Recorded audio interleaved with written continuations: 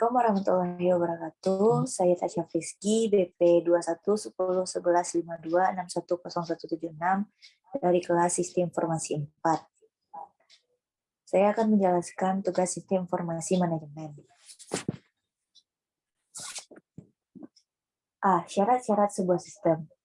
Berdasarkan definisi sistem, kita dapat memahami bahwa sesuatu dapat dinyatakan sebagai sistem apabila memenuhi syarat-syarat sebagai berikut. 1. Sistem harus dibentuk untuk menyelesaikan tujuan. 2. Elemen sistem harus mempunyai rencana yang diterapkan. 3. Adanya hubungan di antara elemen sistem. 4. Unsur dasar dari proses atau arus informasi, energi, dan material lebih penting daripada elemen sistem. 5. Tujuan organisasi lebih penting daripada tujuan elemen. B. Komponen sistem. Ada beberapa komponen sistem informasi sebagai berikut. 1. Hardware. Hardware merupakan salah satu komponen paling penting dalam sistem informasi. Tanpa adanya komponen ini, kemungkinan sistem informasi tidak akan berjalan dengan lancar. 2. Software. Sistem software merupakan operating sistem yang mendukung hardware menjadi perangkat yang berguna. 3. Telekomunikasi. Komponen berikutnya dapat terdapat di dalam sistem informasi adalah telekomunikasi. Istilah sederhananya bisa dikatakan sebagai jaringan kabel yang menghubungkan laptop atau smartphone untuk mencari dan mengumpulkan informasi. 4. Database dan data warehouse. Semua informasi yang kita kumpulkan akan disimpan dalam database.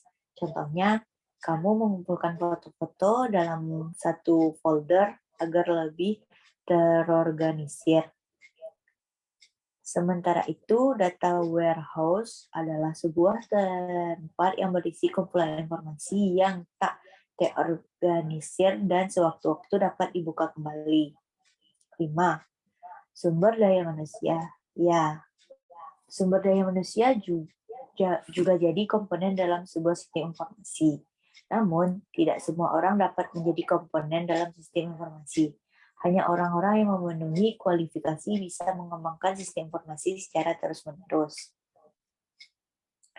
C. Klasifikasi sistem informasi.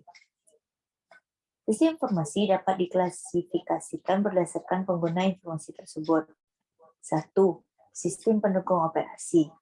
Dalam suatu organisasi, input data dilakukan oleh pengguna akhir yang diproses untuk menghasilkan produk informasi yaitu laporan yang digunakan oleh pengguna internal dan atau eksternal.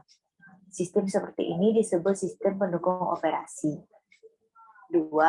Sistem pemrosesan transaksi atau TPS. Dalam organisasi manufaktur ada beberapa jenis transaksi lintas departemen. Departemen organisasi yang umum adalah penjual, akun, keuangan pabrik, teknik, sumber daya manusia, dan pemasaran. 3. Sistem kontrol proses. Dalam jenis sistem ini, informasi penting diumpankan ke sistem secara real-time, sehingga kemungkinan kontrol proses. Sistem semacam ini disebut sebagai sistem kontrol proses. 4. Sistem kolaborasi perusahaan. Sebuah sistem yang memungkinkan upaya kolaborasi dengan meningkatkan komunikasi dan berbagai data disebut sebagai sistem kolaborasi perusahaan. 5. Sistem pendukung manajemen. Manajer memberikan informasi yang tepat dalam format tertentu untuk melakukan keputusan organisasi. Sebuah sistem yang memfasilitasi proses pengambilan keputusan yang efisien bagi para manajer disebut sistem pendukung manajemen. D. Karakteristik sistem informasi. Berikut ini adalah beberapa karakteristik yang dimiliki oleh sistem informasi. 1. Memiliki komponen. 2. Memiliki batas atau boundary. 3. Memiliki lingkungan dari luar sistem atau environment.